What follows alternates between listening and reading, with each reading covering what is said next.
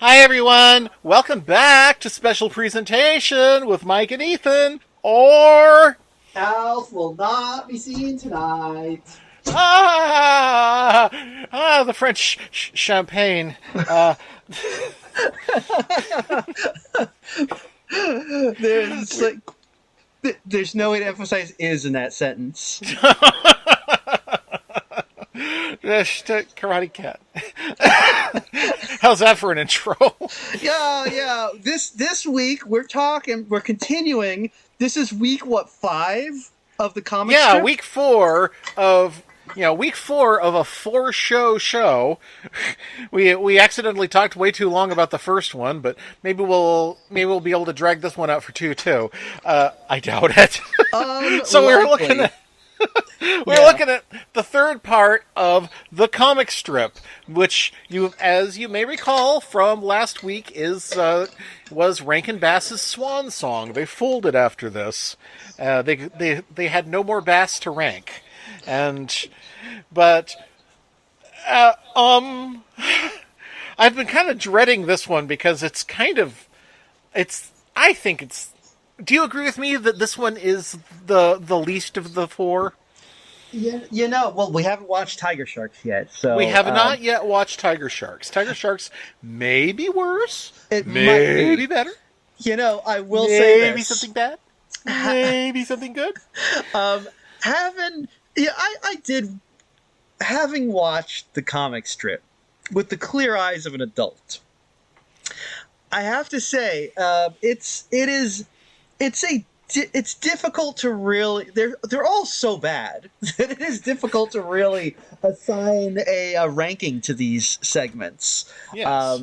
But a ranking Bass, if you will. Yeah. But it sounds like you're pretty firmly feel that Karate Cat is substantially worse than Mini Monsters and Street Frogs. I mean, I would say that none of them are really none of them are really above a 6 or 7, but I think there's a bigger gap between Mini Monsters and Tiger Sharks than there is between Street Frogs and Karate Cat. Okay. So it sounds like Tiger Sharks are the best of the lot. I think it is largely because it's the one that they really had some experience with making in the current decade. Because it's, we did Thundercats, we did Silverhawks, we're doing it again. We're completing the triumvirate but they have no basis for Camp Minimon or the Street Frogs. Well, no, like I said, Street Frogs is basically them remaking their own Jackson 5 cartoon from a decade plus earlier. But right. I have no idea if there's anything that they're sort of remaking with Karate Cat, apart from that, if anything, Karate Cat kind of feels like it wants to be Shaft? Yeah, I can kind of see that. Yeah, Karate Cat is kind of it's the 80s, and martial arts were kind of a thing. Like we were, yes. Like, if you lived in the 80s, like people were kind of like kids were kind of into this sort of thing. Kids were really into the Karate Kid. But yes. Karate Cat has nothing to do with the Karate Kid apart from that they both wear a white gi. Yeah. I mean, they are also alliterative in the same way. Yes. So, So it could have been any animal. It could have been the Karate Cockatiel. Right. It could have been Karate Cuttlefish. Oh, I like that right. idea. Well, Karate Cuttlefish could make use of 10 arms, so that would actually be kind 10 of cool. arms, and also be able to change color and maybe like shoot out a pseudomorph that could fight alongside him. Okay, so there's some legs on that idea, you might say. Well, they should have saved it for Tiger Sharks, actually. Oh, that actually, you know what? Yeah, they should have consulted us about this. So, Karate Cat. Yes. Karate Cat is based around catchphrases. It's Karate catchphrases. Yes, it's got what, 3 of them, I At guess. least 3 catchphrases. The one you will hear every single episode to the point where it loses all meaning is I'm lean, I'm mean, I'm a karate machine. Yeah, that is not a particularly good catchphrase. No.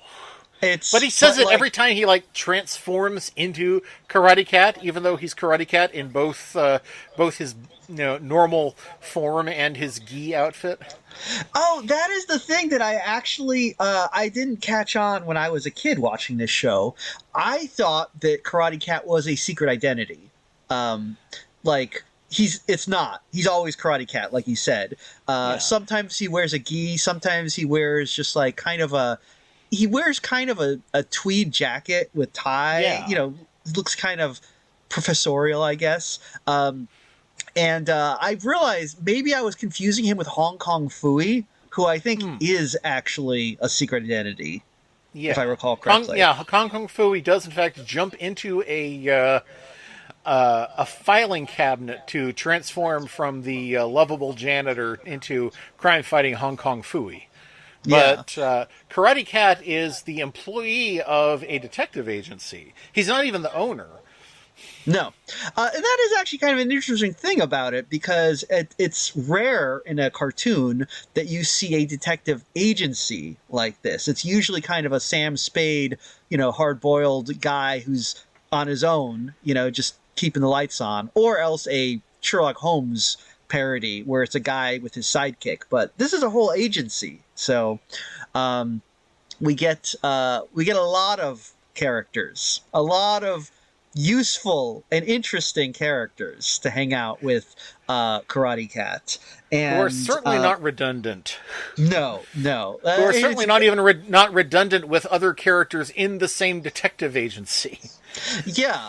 I mean, there's a lot of redundancies in the McClaws Detective Agency. They really have a lot of inefficiencies. They need they need to streamline this business model. But Mick Claus, that's Scottish for son of claw. oh, is it really? Oh, yes, it is actually. I don't know why I was acting as if this was a revelation. It's like, oh, that is true. That is actually what it means. Now, I think there is actually one interesting thing about Karate Cat. Though, I mean, not the character, but the world that we are shown. Yeah. I have a prediction for what you're going to say. I want to hear it.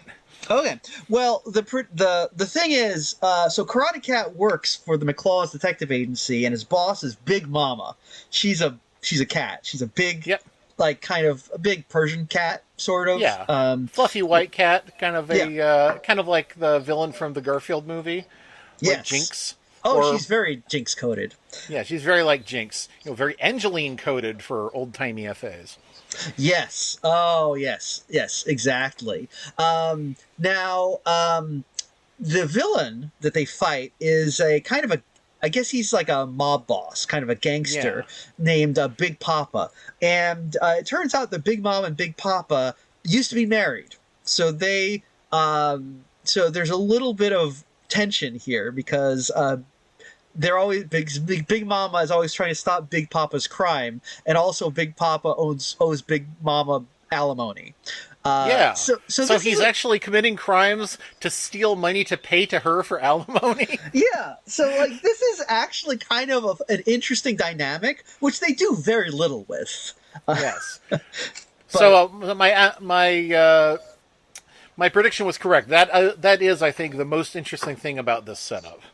Yeah, it's really a shame that they don't do more with it because I was like, oh, okay, this could pay dividends in plot points, but instead, Karate Cat is like Mini Monsters and Street Frogs.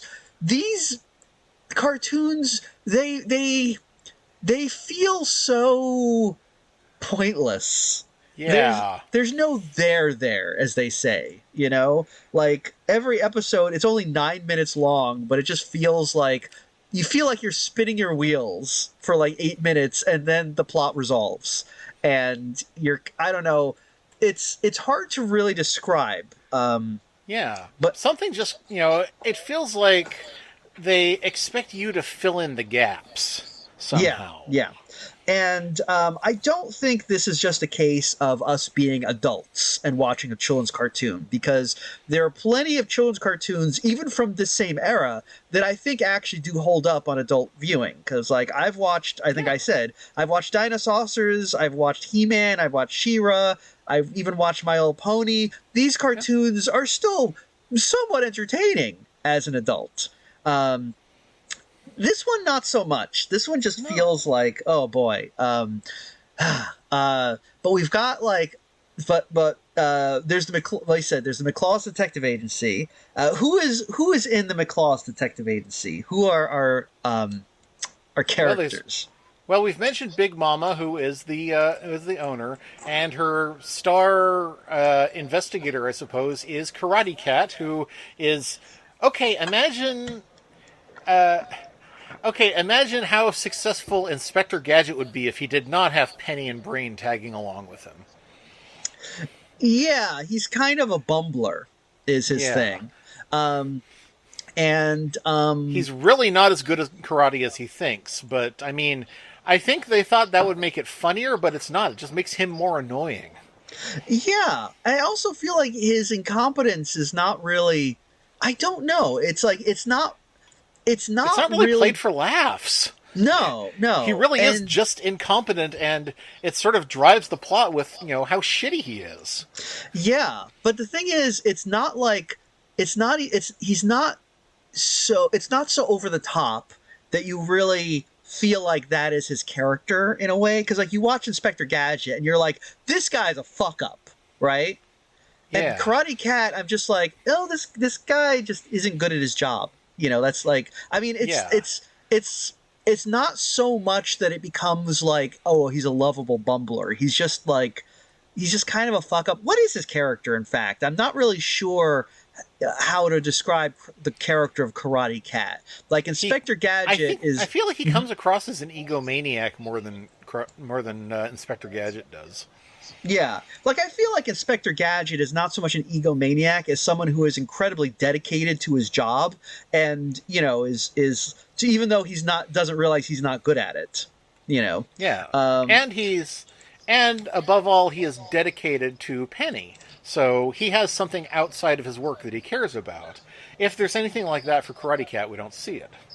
No, he works at, and that's pretty much it. He is like many classic detectives. If you read a lot of cozy mysteries, there's a lot of detectives in fiction who only exist as detectives, and they solve mysteries, and the interesting thing are the characters they interact with in their mysteries, and the detective remains a cipher who is just there to introduce us to these other characters. Except Karate Cat is like that, except imagine that there are no other interesting characters to be introduced to. Now, let's see. I mean, who are the uninteresting characters we are introduced to? I mean, his best friend is Catgut, who is embarrassingly more competent than him, and literally all he does is hit things with his stomach. Oh, are they friends? I really didn't get that impression. Yeah, Catgut's whole thing is that people run into him and he bounces them with his stomach. Yes. Catgut. And the thing is, Big Papa also has someone who does this, which leads to, there's at least one episode where Karate Cat gets literally into a belly ping pong match with himself as the ball.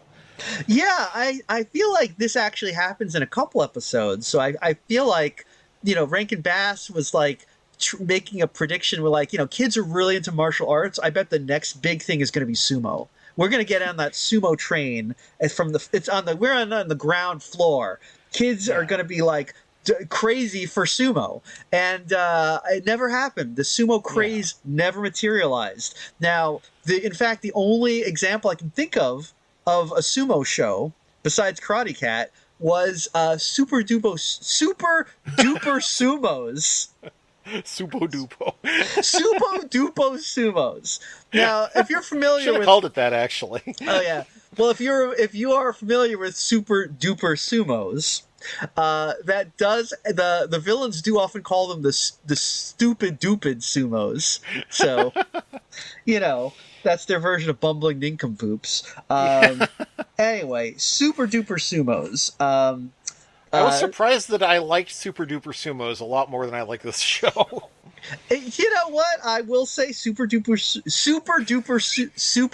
Sumos has more to it than this show, and that is Yes. not saying a lot. But um, yeah, this is so there's Catgut.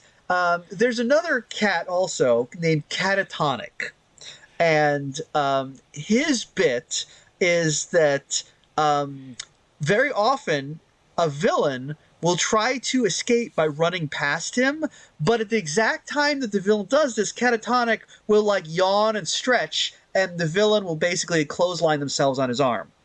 And So that makes him the most actually cat-like of the group, in that he's always asleep. that is true.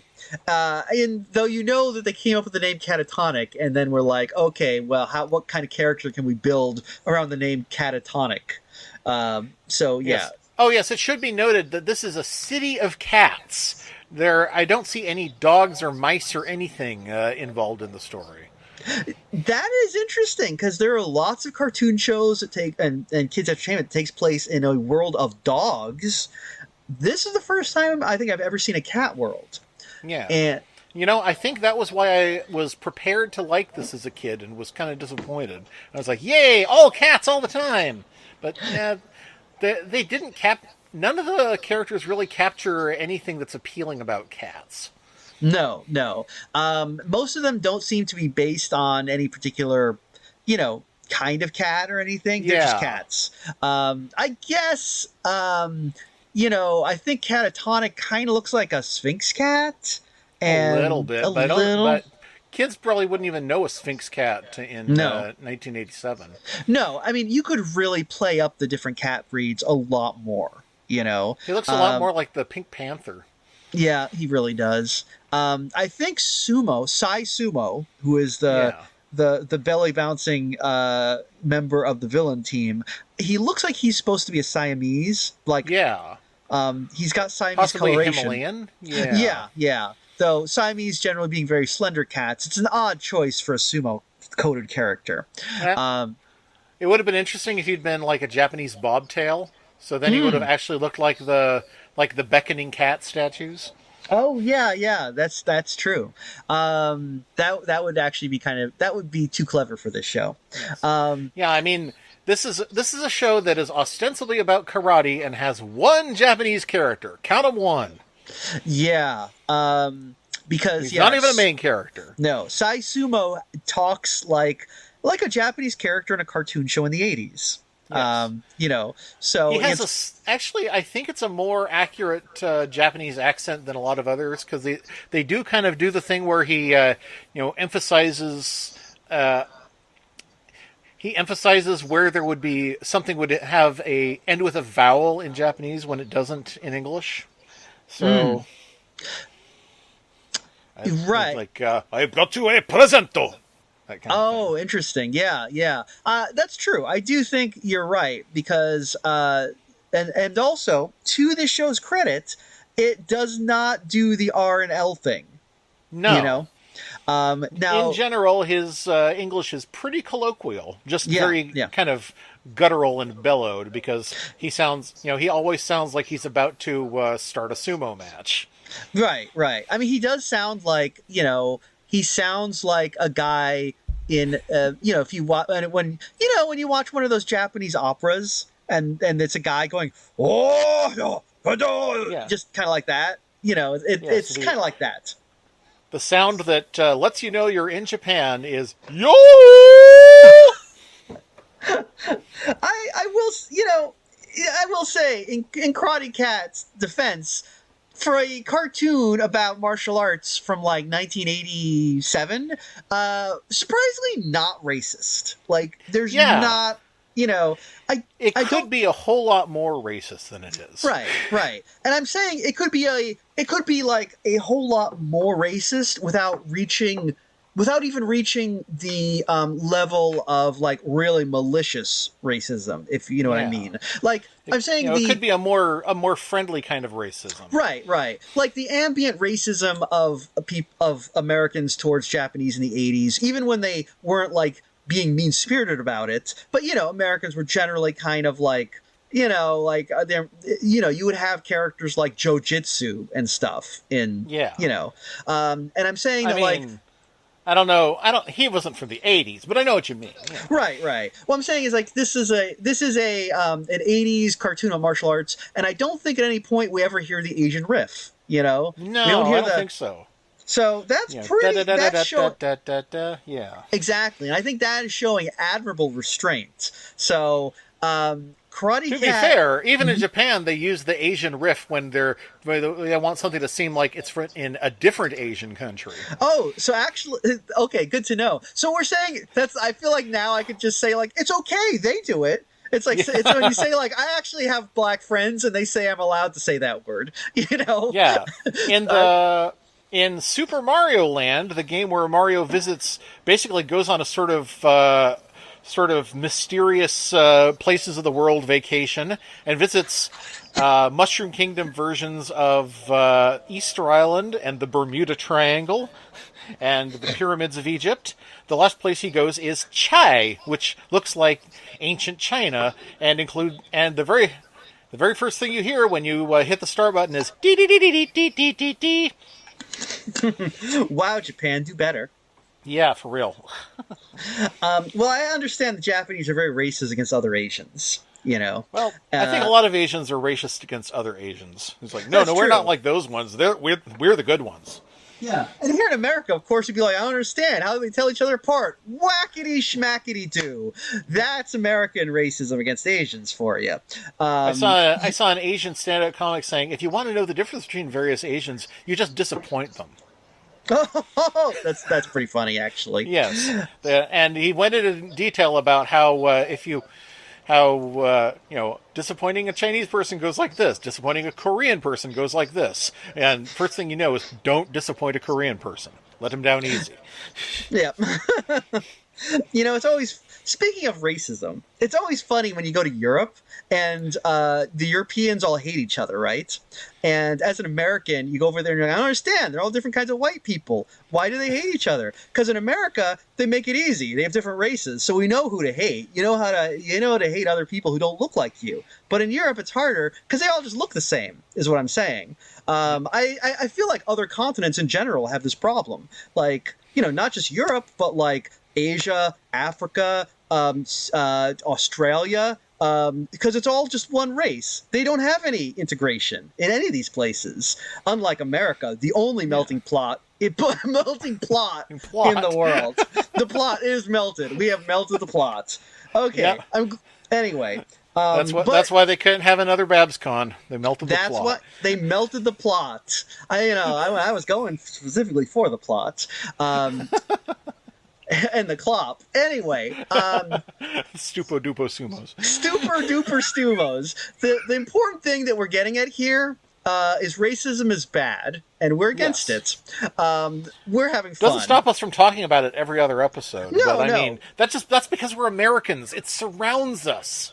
We are commenting on it in an ironic fashion to let you know that it's ridiculous, and being racist is silly. And also unpleasant. You know, that's the thing about racists. If you know a racist and you've ever met a racist, they can't stop talking about how racist they are, even though it makes everyone uncomfortable. It even makes... Being racist is terrible because, okay, have you ever had to work with one person that you don't like and every day you pass by them like, God, I hate that guy. Imagine being like that toward an entire group of people that you don't even know. You're just like, God, I can tell from their skin that I don't hate that guy. That would boil your brain. Yeah. So, you know, we're just saying maybe we should give peace a chance. Maybe we should live in harmony and not even see color, you know? Yeah, let's try it out. Let's join hands and dance under a smiling sun in a world without lawyers. That's right. You know, here's an idea: world peace. Anyway, Karate Cat. A sumo cat would probably be more interesting, honestly. There is a sumo cat. There is? Yeah, in this cartoon.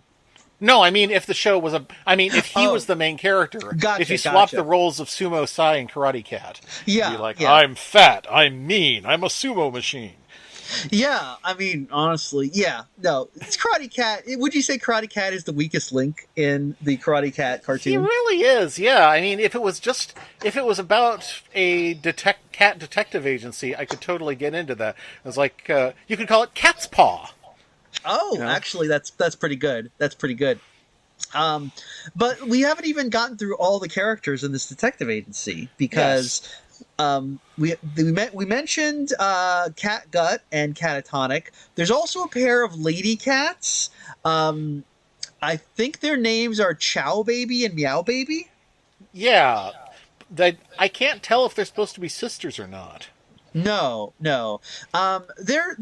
They're supposed to be hot, is in Yeah, because they're drawn without snouts, and that's how they always draw hot animal characters and stuff. yeah, It's it's not bad. Like sometimes they get real bad with that. Like if you ever read Pogo and you see that sexy skunk, and it's like, what the fuck? Why does that skunk have a human face? These they still look like cats, so that's good at least. And in the theme song, it's implied that at least one of them is kind of has a crush on Karate Cat, but yeah. I don't know if that comes up in the actual show. No, it does. I don't remember which one it is since they're basically identical, but one of them has zero respect for Karate Cat, and the other one has a huge crush on him. Okay, I think the one with kind of the punky haircut likes him, and the other one Yeah, doesn't. I kind of think. I mean, their main thing. I will say this: they're kind of cute. You know, yeah, if you are the person who likes cartoon animal, if you're a furry like me, you'll be like, yeah, they're cute. They're good character designs. They're cute to look at, especially the kind of punky one. I love that. I love that design, that look. yeah. They But both they don't have big add a whole. fluffy tails like a collie. Yes, another good thing. If you're a furry, you want your cartoon animals to have big tails, Big big sexy tails. tails. I like big tails and My, cannot lie. my Um, big fluffy ass tail, which I have. well. Um, but yeah, so they're kind of they don't do a whole lot. I guess they do the thing where Karate Cat fucks up and they sometimes rescue him. They're Yeah, kind of they kind of do the penny to his Inspector Gadget, but like yeah, everyone in the detective agency is the penny to his Inspector Gadget. yeah. I Um, mean, Catgut does the muscle work, and then the girls do the leg work, and then Catatonic is sort of works the door for the most part. Oh, right, but right. also we have Catmandu. Yeah. Now, this is an interesting character because he seems to be Asian coded, but he doesn't seem to be Japanese. And two, he is the Q who creates inventions to help them along on their adventures. And three, and this is the part where he became my favorite character. He hates Karate Cat. He is not even shy about saying, "I hope you die." Yeah, he's not a fan. He has an interesting voice because it's kind of British. Is it British?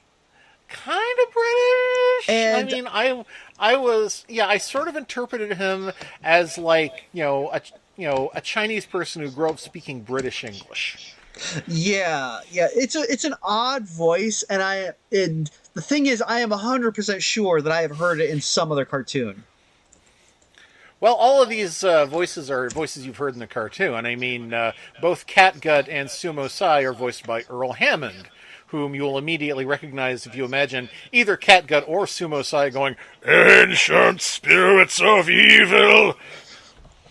Oh, yeah, I can hear it. Who did the voice of Catmandu? I'm not sure. It's hard to find any specific voices for this show. Let me see if I can dig it up. I was just looking at the comic strip. There we go. Let's see. Um, Karate because Cat is Bob McFadden, whom we know better as Snarf. Let's see. Who is I am. oh, Catatonic is also Bob McFadden. Okay. Oh no, wait, no. Oh no, Catmandu is Larry Kenny, Lion-O. Oh, Catmandu is Okay, Lion-O, interesting. Lion-O is not who I was thinking of, but I am I'm 100% sure that I have heard that voice on like Danger Mouse Danger or Mouse? Count Duckula, like one of those Cosgrove joints, you know. I feel like there was like it's a I've just that it's a very like distinct kind of almost British voice, but not quite. It sounds like almost like a Boston Brahmin type voice. I'm not really sure how to. Yeah, yeah. Yeah. I guess he does remind me a little bit of Igor from Count Duckula, but not much. Yeah, a little bit. I think like maybe there was some other character on Duckula that I'm thinking of, but I did not watch a lot of Danger Mouse because I knew nothing of the spy tropes as a kid, but I loved Duckula because horror tropes are universal. Yeah, I watched both because they were cartoons and they were on, but like I didn't care for Danger Mouse, but like I understood the concept of what it was, you know? Like, oh yeah, it's like James Bond. And I vaguely knew James Bond, although like many kids, I kind of conflated James Bond with Sam Spade and Indiana Jones. Which is why that one Garfield cartoon works so well. You know? Yeah. Huh.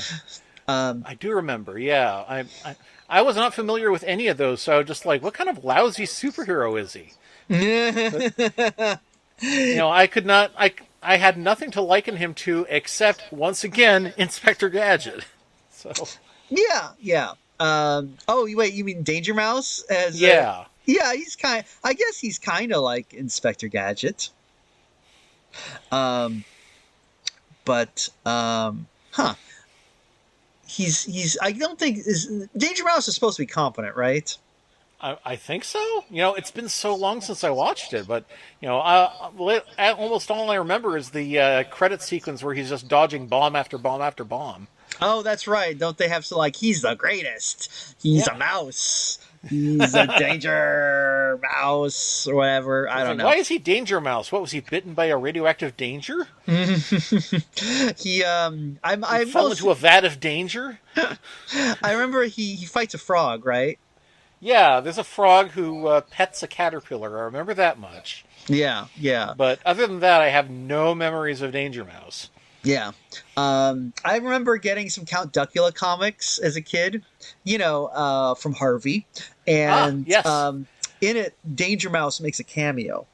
And they say, like, wow, kids, it's Danger Mouse. He's coming in his own comic book soon.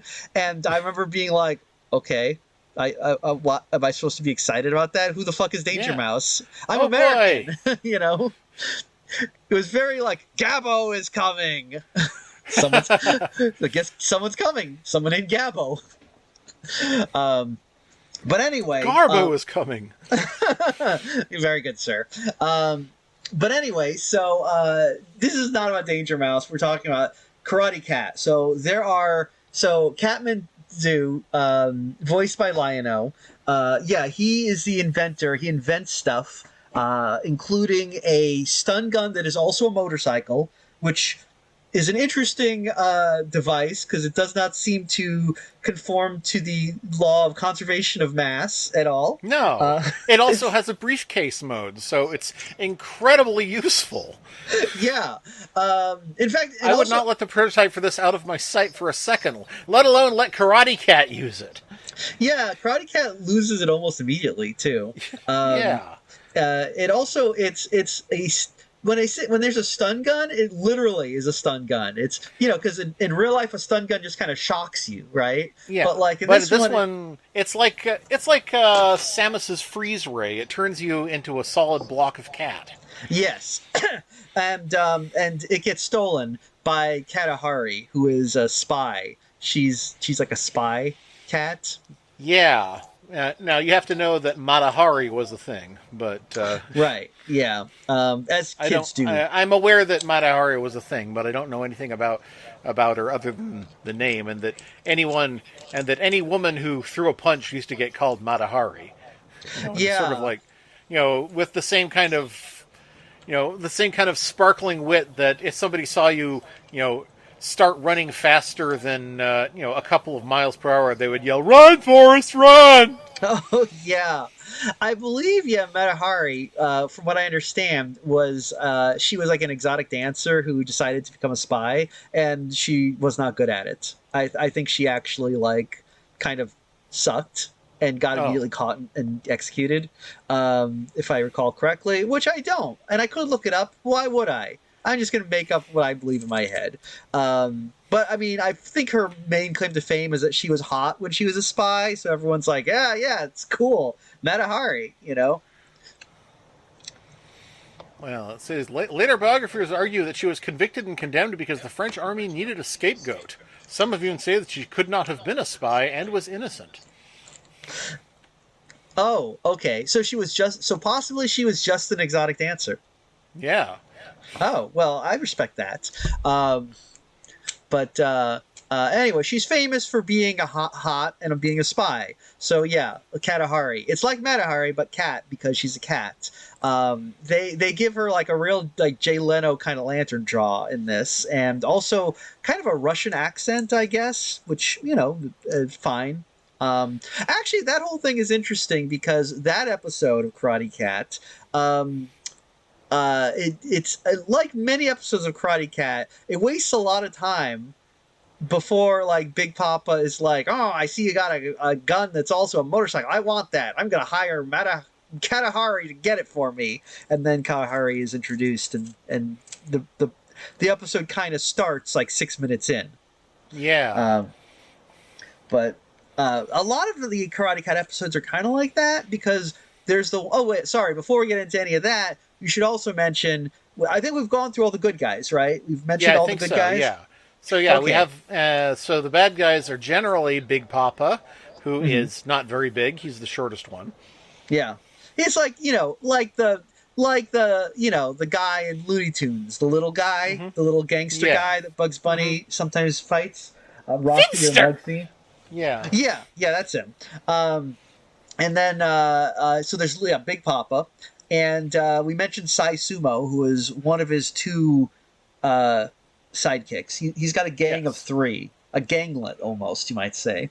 Um, and the third member of the gang is Boom Boom Burmese, who Yes. is Once who again, is Larry Kenny. yeah. Well, I know. And he is I guess he you can tell he's a gangster. He wears a striped sweater and a kind of what do you call those? One of those newsboy hats. So he looks like Yeah. kind of a Batman henchman. Yeah, and other than that, he doesn't seem to have any unique qualities about him whatsoever. No, no. The one interesting thing about him, I think, is that he has the slit pupils that cats have, and Yeah, he's really which the the only. others do not. No, no, he's the only character that you see with slit pupils. So that's kind of Oh wait, interesting. oh wait. There's actually there is one unique thing about him. Is that he seems to be mechanically inclined. Did you watch the one that's with the mouse mobile? Oh, that's true. He is responsible for the chop shopping the mouse mobile. Um, Yes. I thought that was actually a really interesting concept for an episode, even if they did kind of, again, spin their wheels for too long and not get to do anything with it. it's definitely something that I was surprised to see in a children's cartoon because the idea of a chop shop and disguising rejiggering stolen cars to resell them. Um, Yeah. it's a thing that people do in real life, but you rarely see in children's media. Um, it's like it's interesting because it's a real crime, and you would think that maybe the censors would be like, you can't put that in. That's imitatable behavior. Like Jewel. Kids are going to start their own chop shops. Yeah, I mean, jewel heists are fine because nobody ever does that shit. That doesn't happen in Yeah. real life. That's like fantasy stuff. But yeah, chop shops that's a real thing. So I was surprised to see it. And that's why there because of Karate Cat. That's why there was that big uptick in chop shopping. In the late '80s. Yeah. Um, so. They had to have all of those like PSAs about not getting into a chop shop, like the one where the kid is like, the kid is like, she's like, "Hey, Denny, come over here. I got something you just gotta try. We're gonna cut a car in half. You know, chop chop." Yeah, And the turtles are like, "Hey, what are you supposed to do in this situation?" yeah, it's like freeze. Just say like, I'm no chicken. You're a turkey. And then, of course, there was that. Of course, remember that ad campaign where it was like, "You wouldn't chop a car, so why would you chop a song?" You know. It's like, oh, it turns out a lot of us had chopped cars as kids. You know, we were all part of those. We were all part of those car theft rings when we were 9 or 10, right? You know, Yeah. it was like, join the Nintendo Fun Club and steal a car today, Mac. I mean, I think everyone did engage in a little Grand Theft Auto in their youth. You know, it's kind of a rite of passage. Now, yeah, I did like when Boom Boom Burmese chops up this car. That it is this car is like in 3 discrete units that can be easily separated. Yeah, know? very Lego. Yeah, yeah. Actually, it's very funny that it reminded me of one of the legendarily, an episode of Transformers that is sort of legendarily bad and yet kind of feels like the show at its best, where the Decepticons have taken over New York City and they also capture Optimus Prime and actually cut him up to use him as parts. So Oh my god. the rest of the Autobots find his head and reactivate him, and they're able to use his head to track down the rest of him. His legs are being used as support pillars, and his body and arms have been rebuilt into a giant robot alligator that they have to catch and in the sewers, of course, because it's New York. Wait. Okay, so who built this robot alligator? The Constructicons. These are 6 Decepticons that like building stuff. Huh. Okay. And in fact, their leader, Scrapper, is explicitly said to like to use the remains of his enemies in his creation. So it's like, oh wow, they're actually going by the character bios for once. So. Okay. This episode actually sounds kind of badass. It is pretty badass, and it does end with a King Kong homage as Devastator, the combined form of the 6 Constructicons, climbs the Empire State Building with Optimus Prime in his hand. It reminds me of it sounds a little bit of Spock's brain, which is a legendarily bad Star Trek episode, but probably one of my favorites from the original series. Yeah, that happens a lot, just because something that can be objectively bad can still be one of your favorites. Yeah. Not like Karate Cat though. No. Well, I think the thing is, like, things can be bad, but there's no bigger sin than being boring. Yes. And the Karate Cat is ultimately, it's kind of boring. Like, I guess, a lot of these old cartoons are, they're very fantastic. They're like, they're very fantasy or sci-fi oriented, and all the things in the comic strip are very mundane.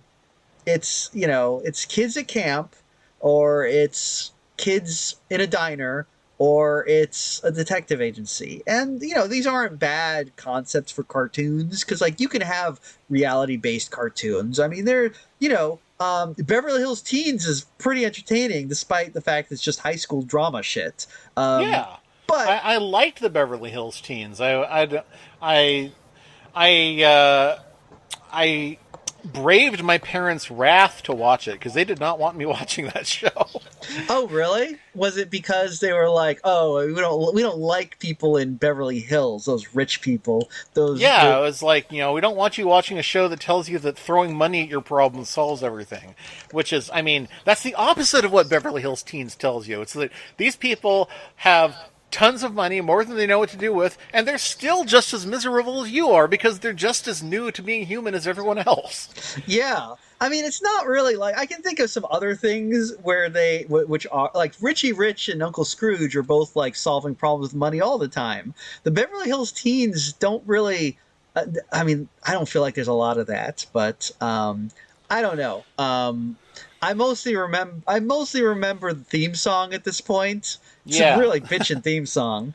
Um, and Maybe we should also, watch the Beverly Hills Teens? maybe we should, maybe we'll watch the Beverly Hills Teens. It's been a little while since I familiarized myself with the goddess Bianca Dupree. I had a big crush on her. She was like, oh man, I love this fucking bitch. I love this mommy dommy bitch. Because she had a chauffeur that she bossed around, and I was like, Yes. I thought that was cool. I like that, because he's always like, "Whoa, Mr. Bree, no," it's funny. Anyway, but Karate Cat doesn't have any of that. Karate Cat, like in this Chop Shop episode, because they basically just see the cars driving around, and he's like, he chases them down. But what turns out they sold one to the mayor, and like one part is part of a carnival attraction now. But like, I don't know. Doesn't he just? I think like they spend most of the All they episode. do is find them. We don't really see him get them back. Yeah. I think at the end he pretty much just he like for some reason Big Papa and the bad guys end up captured.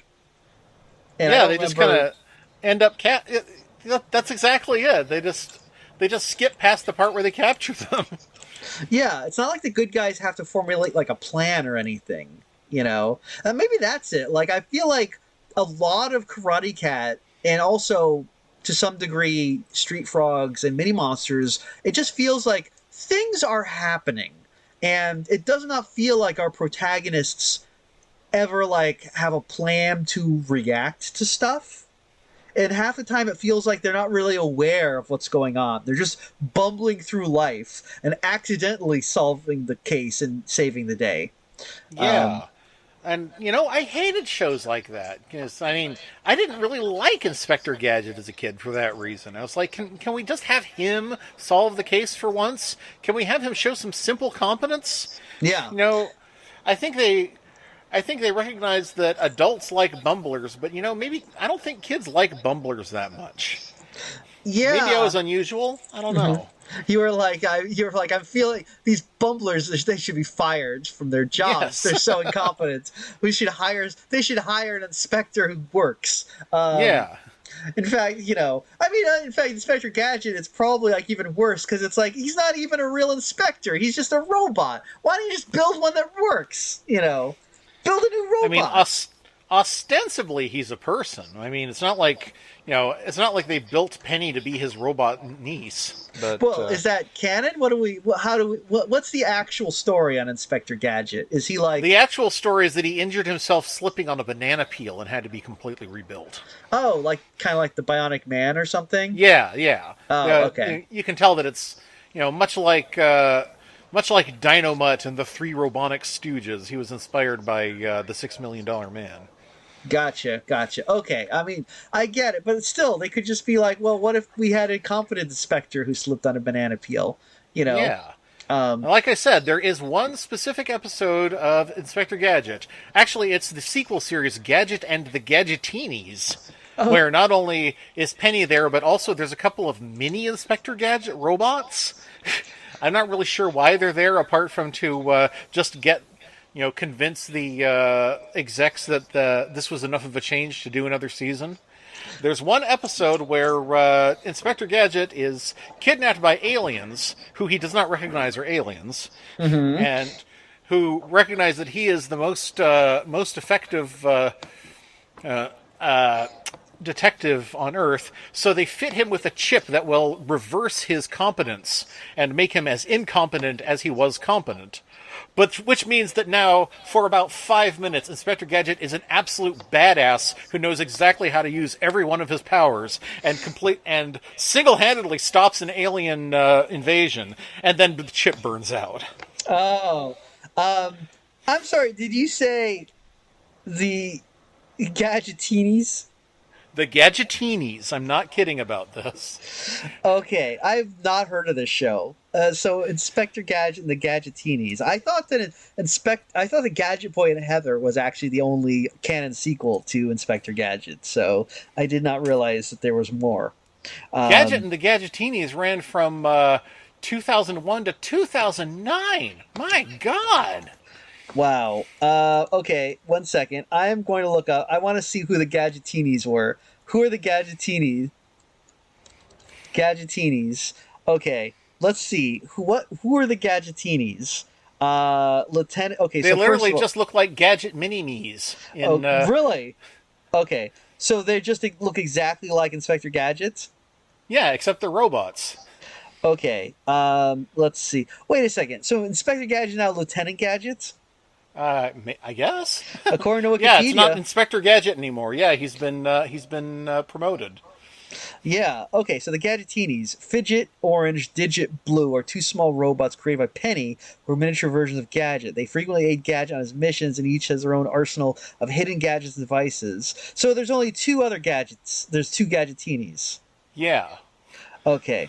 It says that Fidget is the more easily spooked of the pair. He does things robots cannot do, such as feeling pain and sneezing, which Digit usually questions. Digit is smarter, more sarcastic, and more literal of the Gadgetinis. He often reminds Fidget that he's a robot when Fidget mutters about things that robots can't do. Ironically, one of those traits is eating, which they would end up having after Penny gave them a piece of circuitry that allows them to do so. Okay. And looks like Penny is still here. Yeah. So she is the creator of the Gadgetinis. Yeah. Um, Brain is not here. Oh, that's right. Dogs don't live that long. oh, geez, that's wow. That's a real downer. Yes. It looks like we don't have the chief is not in this one, so he doesn't. Do we have? We don't have that self-destructing message gag, probably. No, but we have General Sir in his place, Huh. and His Colonel Nosehair, who okay. is Gadget's boss, who cannot stand him. So he's like you in real life. Yes.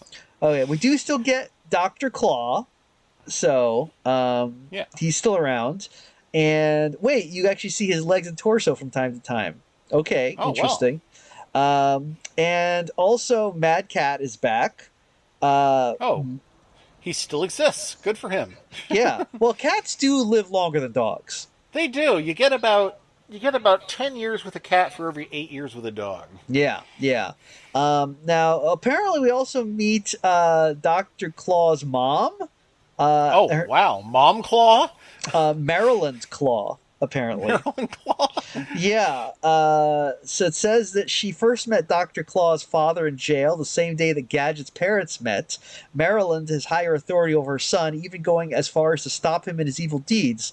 Dr. Claw once had his mad agents turned invisible so they could try to rob her house, apparently to get some childhood trophies from her. Like her son, only Maryland's right hand is seen. Through the episode Erasing Gadget, her face does appear when Gadget travels back in time. Oh, did you know that Dr. Claw has a Japanese counterpart named Iji Waruda-san? Is that also in this same show? Oh, no, that's in the original Inspector Gadget. I did not know that, no. Yes. He has his own Mad Cat and everything. He's just like the Japanese version of Dr. Claw. And the difference between them is that you always see the other hand. Oh, that's funny. Does he does his Mad Cat look like, the Neko Cat? It's brown, so not quite. It looks more like Totoro. Oh, okay, interesting. Okay. This is definitely. So when did the Gadget and the Gadgetinis air? It says it ran from 2000 to 2009, although I don't know if it was in production for all that time. That does scan. I can see that they redesigned Penny for that time period because like kids in cartoons in that time period always dressed. They were like, how do we make them look cool? And it's like, well, make them look like a Europop DJ. So that's make them look like they're on their way to a rave. Like I'm surprised Penny doesn't have one of those candy pacifiers around her neck. And a pair of big can headphones that she's wearing also around her neck, just touching her ear. Yep, exactly. But it's still very of the time. Gadget still looks pretty much the same, and the Yep. Gadgetinis do look like they do look like little versions of Gadget. Okay, Yeah, um, they look like Gadget crossed with Tom Servo. yeah, yeah. So apparently Maurice LaMarche was doing a Don Adams impression for Gadget and the Yes, Gadgetinis. much like when he appeared on the Super Mario Super Show as Inspector Gadget during the live action segments. Oh, that's interesting. Does he look like Don Adams too? I don't. Well, he looked enough like Inspector Gadget that I didn't question it. Is that the real Inspector Gadget? I don't know.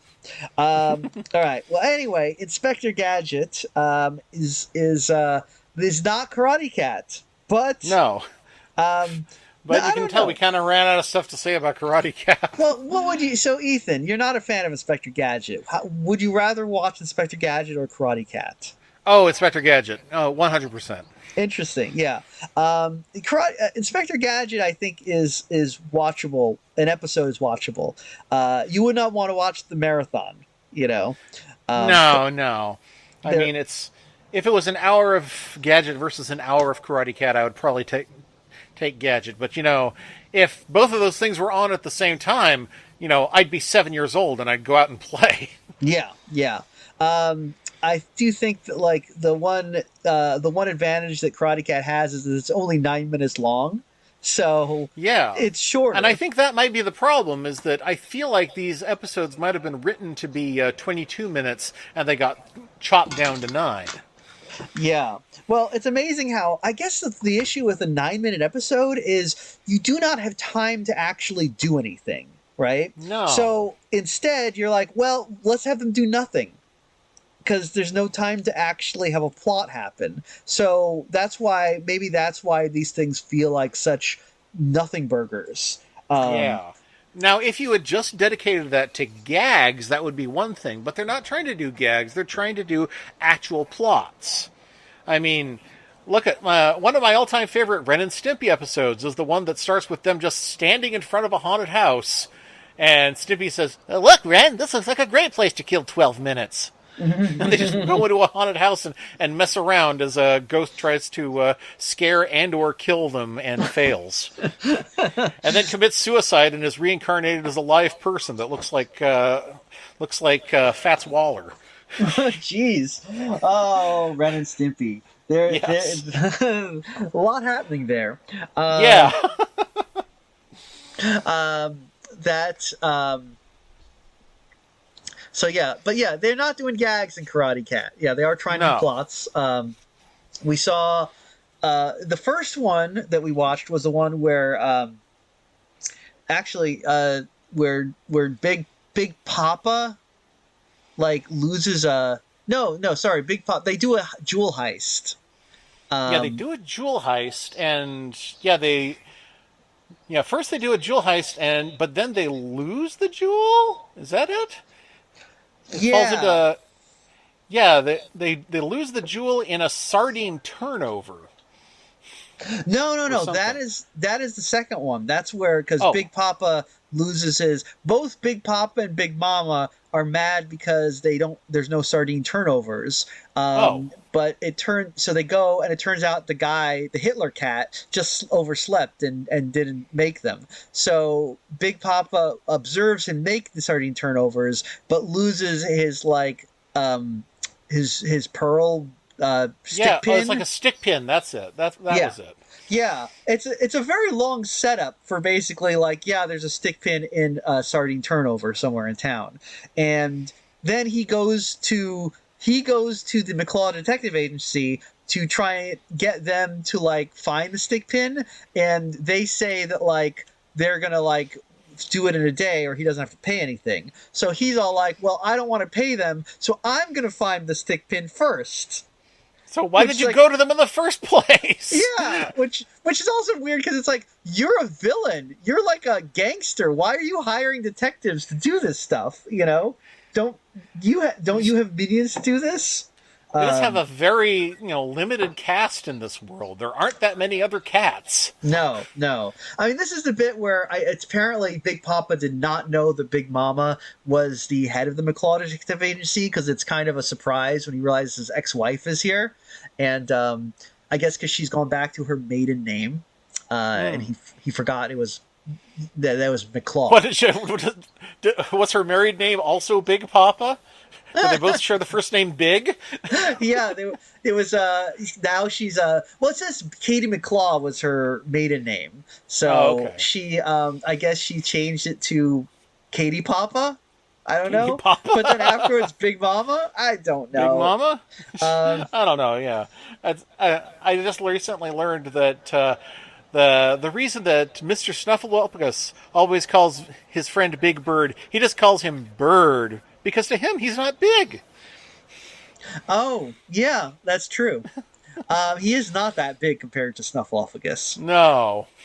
But does Bird? Does Big Bird ever call him Mr. Snuffleupagus to his face, or just Snuffy? Yeah, he calls him Mr. Snuffleupagus. He calls him Snuffy. He never calls him Aloysius Snuffleupagus, which is his first name. Wow. Oh, okay. I did not know that. Well, Well, good for him. Yeah. Okay. Anyway, so they find the stick pin, but it turns out the stick pin was from the first robbery in the other episode.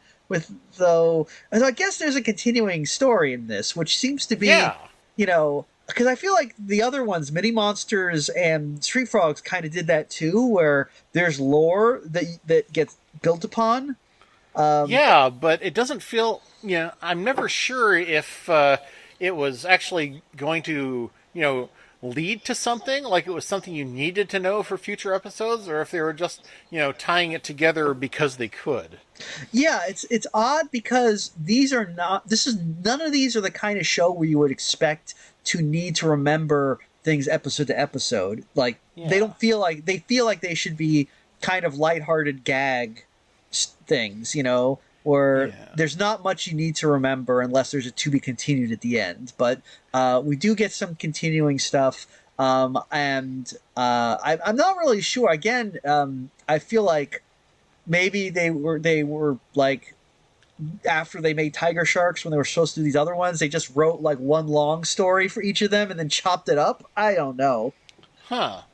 So like My Little Pony and Friends, where you'd have like one part of a story that would lead into like a 9-part mini movie. Yes, yeah, kind of like that. It feels a little like that, just not very interesting.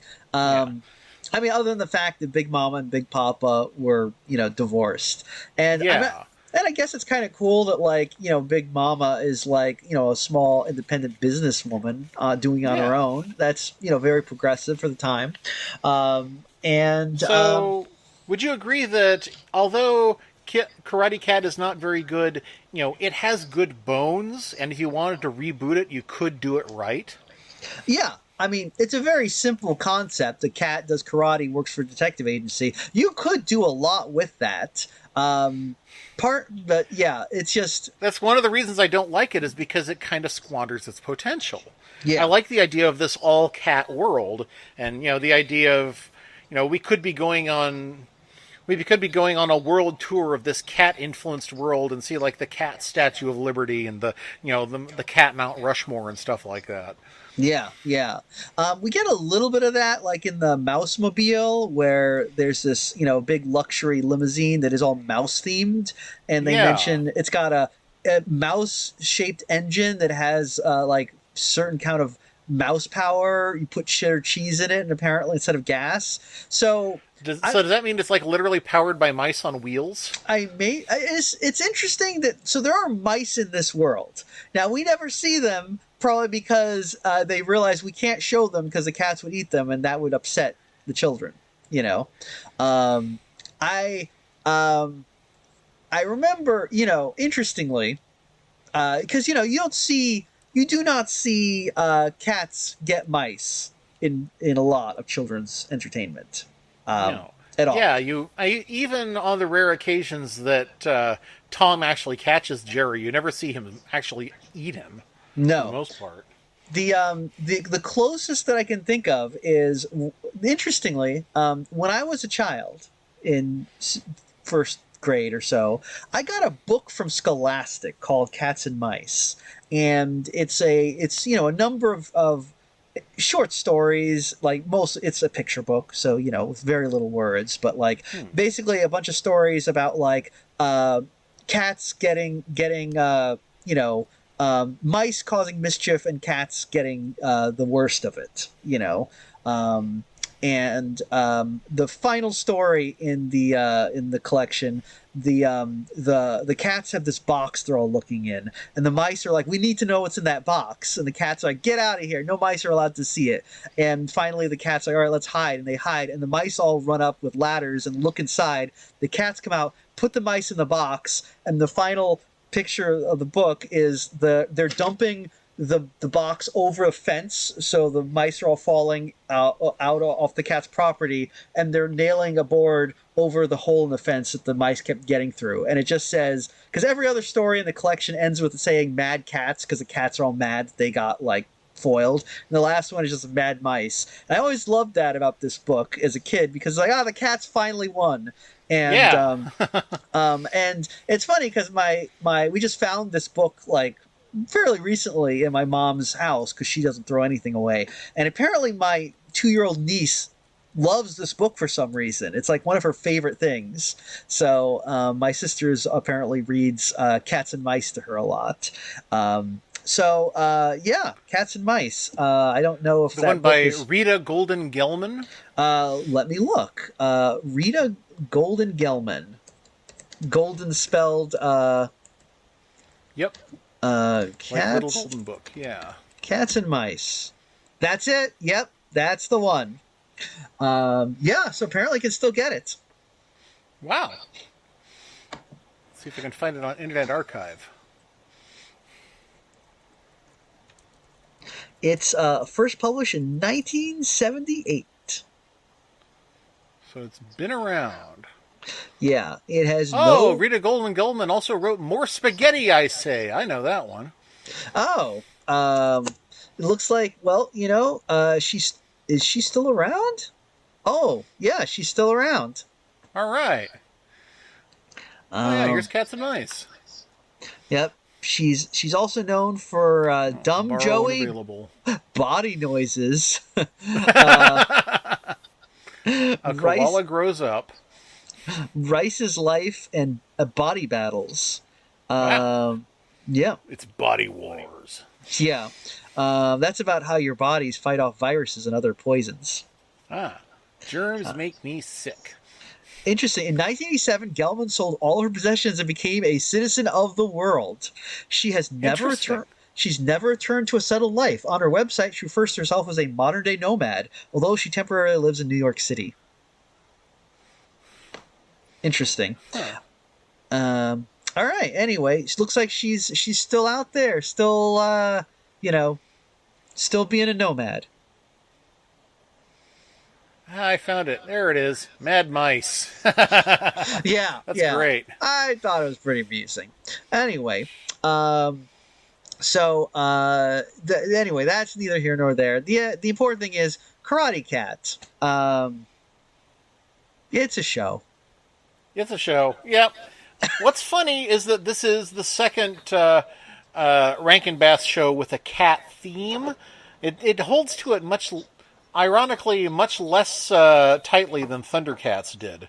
Especially because Thundercats had all kinds of animals and robots and monsters and who the hell knows what going on in it. Yeah. But it was still, you still felt like, the overarching theme is good cats, bad everything else. Right. Do you think Karate Cat takes place in the same world as Street Frogs?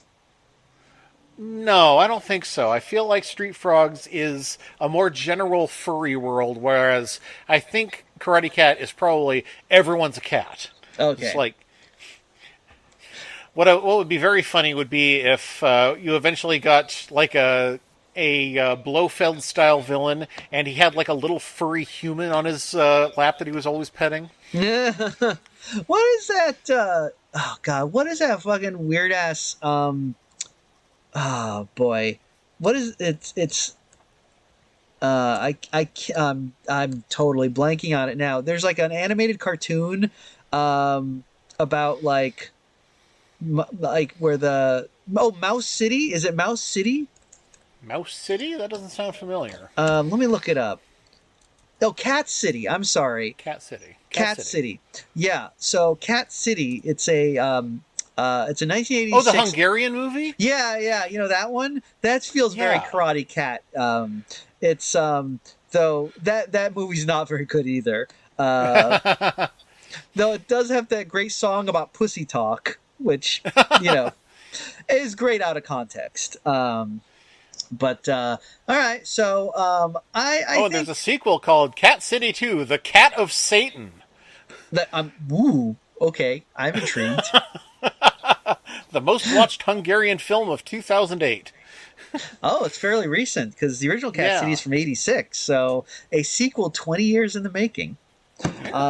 Well, maybe we'll have to check it out. But first, I think we need to watch some Tiger Sharks.